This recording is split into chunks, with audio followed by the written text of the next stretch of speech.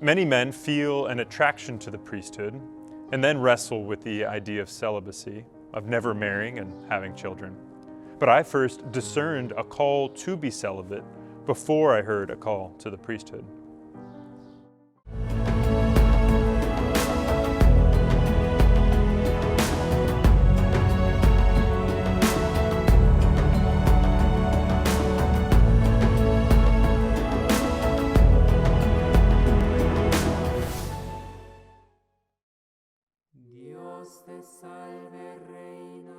Karol Wojtyla, the future St. John Paul II, wrote a book called Love and Responsibility.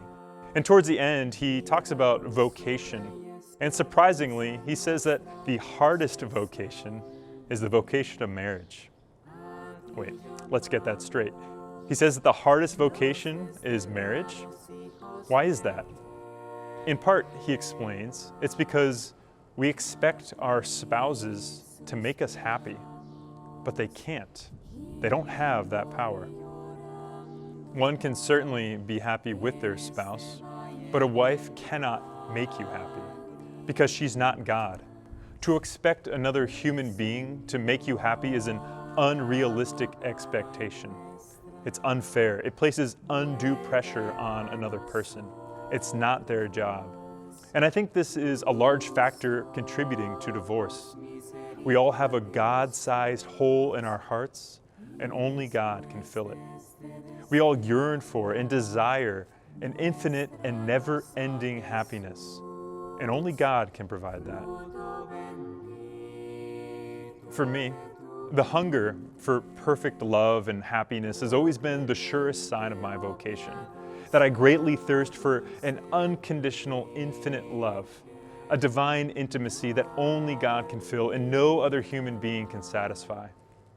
But this is also the greatest temptation in my vocation as well. I hunger for love. And perhaps I meet a nice woman and think, well, maybe this one can give me the love that I'm looking for. We can become infatuated, fall in love, and it's less actually about the person and more an idealized, perfect woman that only exists in our minds and not in reality. But I realized for myself through dating when I was younger and reflection as well, that everyone falls short of the love that I'm looking for. Only God can give it to me, and I won't settle for anything less. I have many good friends who are married, and this isn't the case for them.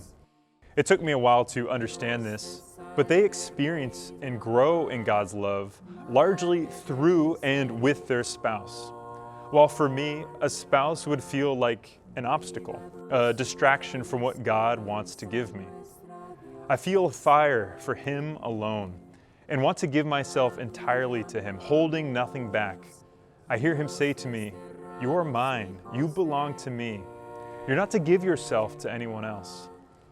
As the Old Testament prophets tell us, the Lord can be a jealous God, and He wants undivided hearts in His service.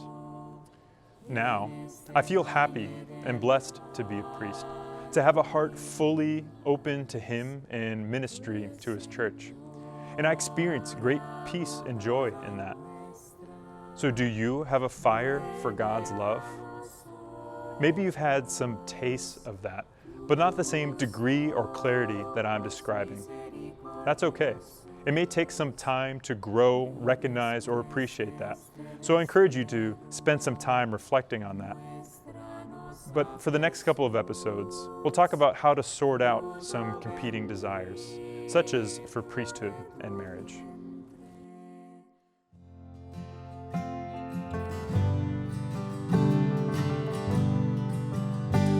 I praise you, God, for I am wonderfully made.